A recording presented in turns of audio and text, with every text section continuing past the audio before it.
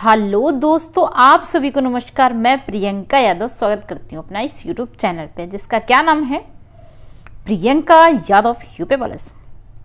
मुझसे जो बड़े हैं, मुझसे जो छोटे हैं या फिर मेरे जो बराबर के हैं, आप सभी लोगों को तहे दिल से इस पावन पर्व होली के त्योहार की हार्दिक शुभकामनाएं।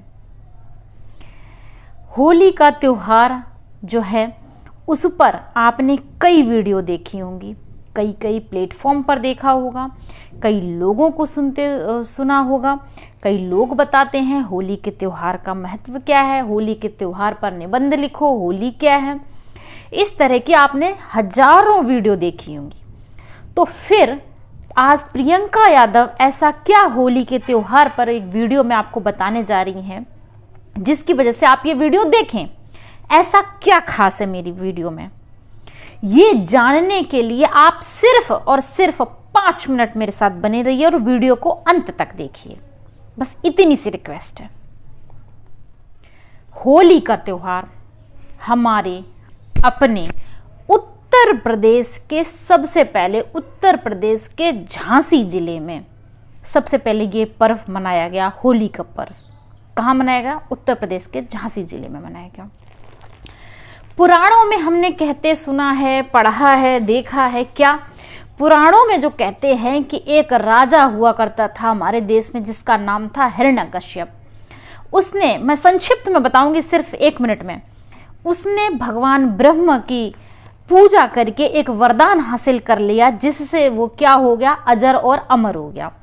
तो जिस इंसान को ये पता चल जाए वो अजर और अमर है, फिर तो उसकी ताकत का कोई अंत ही नहीं है। इस बात का उसको हो गया घमंड और वो खुद को सर्वे सर्वा मानने लगा, ईश्वर मानने लगा और आम जनता को, लोगों को, अपने साथ वालों को, सभी को प्रताड़ित करने लगा। जहां देखो वहां अपनी मनमानी करने लगा।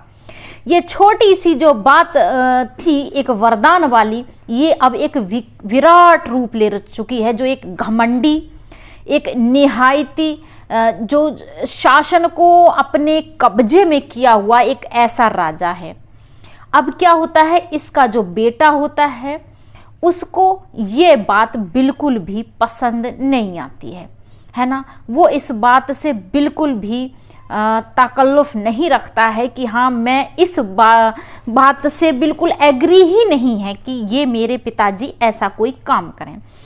चाहे वो जीवों पर हिंसा करना हो। जीव में आप क्या समझते हैं? जीव मतलब पशु पंछी नहीं है, हम सब जीव हैं। हम पर और पशु पक्षियों पर हिंसा करना सबसे बड़ा अपराध है, था और रहेगा। तो प्रहलाद जी क्या करते हैं, जो उनके बेटे हैं, वो इनकी किसी बात को नहीं मानते हैं और पुराणों में कहा गया है कि वो भगवान विष्णु की आराधना करते हैं, प्रार्थना करते हैं। फिर वो कहते हैं कि ऐसे ऐसे करके मेरे पिताजी को जो घमंड है इसको मुझे तोड़ना है। उसके जब ये प्रहलाद जब पूजा करता है उसी समय भगवान विष्णु की जो आराधना करता है, तो हिरण्यकश्यप को ये बात बिल्कुल भी पसंद नहीं आती और वो क्या करता है, इनको अनेक तरीकों से प्रहलाद को हानि पहुंचाने की कोशिश करता है। बिल्कुल इस स्टोरी को अभी मैं तुम्हारी रियल लाइफ से जोड़ के बताऊंगी। उसके बाद इनको कई प्रकार से क्या करता है, हाथियों से कुछ चलवाता है, कभी नदी में फेंक देता है। इनकी एक बहन होती है होलिका, जिसको वरदान प्राप्त होता है कि ये आग से कभी नहीं जलेंगी। लेकिन भगवान विष्णु की ऐसी कृपा होती है कि जब वो प्रहलाद को गोदी में लेकर बैठती हैं तो होलिका का तो दहन हो जाता है, होलिका जल जाती हैं, जबकि प्रहलाद बच जाता है। अब मुझे नहीं पता कि इस कथा में कितनी सच्चाई है। बहरहाल बस एक चीज जो यहाँ पर आई है, होलिका मतलब स्त्री जो जल रही है वो भी गलत है और जो जलाने वाला है वो भी गलत है। ठीक है, अब यहाँ पर सबसे ज्यादा गलत है अहंकार, घमंड, या कुछ भी कह सकते हो, शासन अपने कब्जे में आ जाने की एक बहुत बड़ा घमंड। चाहे आप राजा हो, चाहे आप रंक हो, चाहे आप किसी प्रशासन में हो, चाहे आप किसी पद पर हो, अगर आप वहां रहते हुए, अगर आप वहां पर सही तरीके से कानून का पालन नहीं करा पा रहे हैं, सही तरीके से न्याय नहीं करा पा रहे हैं, तो आप निहायती बदतमीज, बेकार और उसी हिरण्यकश्यप की श्रेणी में रखे जाने वाले राजा कहलाएंगे। मैं सत्ता की बात हो, राजनीति की बात हो, कहीं की भी बात हो, XYZ कोई भी हो, कहीं भी हो, चाहे आप हो चाहे मैं हूं, है कि नहीं? ठीक है। तो कुछ लोगों को बड़ा घमंड हो जाता है कि मेरे पास पावर आ गई है, मेरे पास पैसा आ गया है, मेरे पास ये है, मेरे पास नाम है, फेम है, तो मैं इसका यूज करूं, मिस यूज करूं। अच्छा सुनो मेरी बात, आपने एक बात सुनी होगी, प्रकृति का ये नियम है, आप जो चीज बांटते हैं वो आपको 4 गुना मल्टीप्लाई बाई 4, 4 गुना होकर आपको वापस मिलती है। अगर आप किसी को खुशियां बांटोगे तो आपको यकीनन 4 गुना खुशियां वापस मिलेंगे। अगर आप किसी को दुख दोगे वो गारंटेड 4 गुना होकर आप पे वापस आएगा। तो एक बुराई पर एक अच्छाई की जीत, हमारे देश में जितने भी त्योहार हैं उनको बुराई पर अच्छाई की जीत का संदेश देकर जाते हैं, कि जो चाहे वो आपका दशहरा हो, होली हो, दिवाली हो, कुछ भी हो। हमारे देश में एक जो एंड होता है, जो स्टोरी का एंड होता है, वो यही होता है कि जो गलत चीजें हैं, गलत लोग हैं, गलत संगत है, गलत शासन है, गलत राजनीति है, उसका अंत होगा। ठीक है, तो भाई इस होली पर हम भी कुछ कर सकते हैं। ये तो थी पौराणिक बातें, और जो गलत है वो भी हम आम नागरिक, जो अच्छे नागरिक हैं, जो कुछ गलत नहीं कर रहे हैं, वो क्या कर सकते हैं। और जो ये वीडियो गलती से भी कोई देख ले, जो इनडायरेक्टली मैं कहना चाहती हूँ वो भी समझ लें। इस साल एक प्रण ले लें। क्या प्रण ले लें? अच्छा दूसरी बात ये भी बात है, उससे पहले, उस प्रण से पहले एक बात और बताना चाहूंगी। अब क्या होता है, जब प्रहलाद बच जाते हैं, प्रहलाद को बचने के बाद क्या होता है, हर्षोल्लास का अगले दिन खुशी का माहौल हो जाता है, लोग रंग गुलाल उड़ाते हैं, खुशियां मनाते हैं। खुशियां मनाने का एक यही तरीका नहीं है क्या, कि आप उसको नशे में या फिर किसी गलत तरीके से। खुशियां मनाने के लिए मांस मदिरा की आवश्यकता कब से पड़ने लगी? मैंने अक्सर होली में देखा है कि जब आप होली का फंक्शन सेलिब्रेट करते हैं तो आप घर में मांस बनवाते हैं, ठीक है, बाहर से दोस्तों के साथ मदिरा पी कर आते हैं, शराब देसी कच्ची जैसी भी होती है, ब्रांडेड, मुझे नहीं पता भैया, आप वो पी कर आते हैं। क्या आपने इतनी सी भी बात का सेंस है? किस बात का सेंस?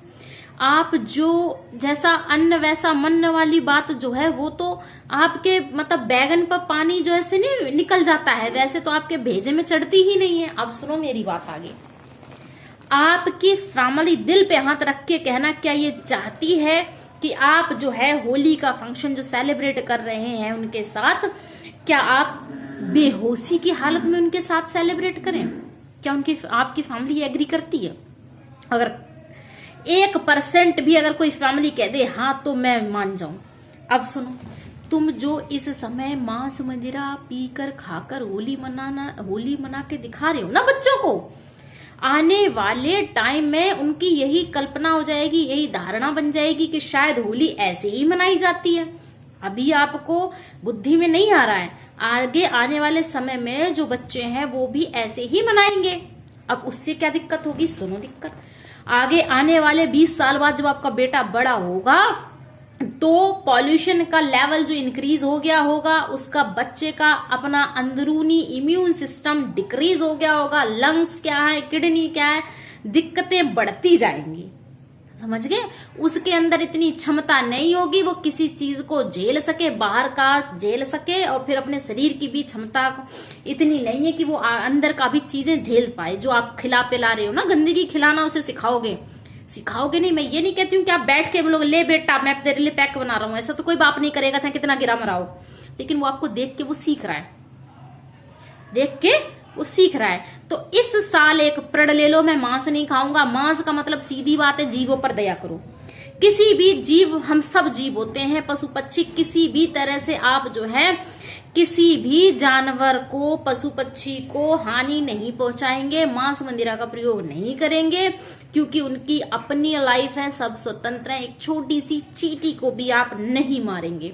छोटा सा प्रण की इस बार हम जीवों पर दया करना, बस एक लाइन याद करेंगे। आपको पता है कि ये जो समस्याएं बढ़ती चली आ रही हैं, चाहे आप उत्तराखंड को ले लें, चाहे आप पश्चिम बंगाल को ले लें, कहीं का भी कोई भी तबाही आप देख लें, नेचर में एडवांस बनने के कारण ही सारी समस्याएं आती हैं। थोड़ा सा सुधर जाओ, इंडियन हो और इंडियन की तरह होली मनाना स्वीकार करो, ठीक है। आई होप आपको मेरी बात समझ आ गई होगी। आप सभी को एक लास्ट बार आप सभी को होली की हार्दिक शुभकामनाएं। हैप्पी होली। हैप्पी मतलब खुश होकर के ही मनानी है, पी करके कहीं पड़े नहीं रहना है, ठीक है। ऑल द बेस्ट एक खुशहाल त्योहार के लिए। होली के बाद फिर से मैं एक वीडियो में आपसे जरूर रूबरू करूंगी कि आपने होली कैसे मनाई।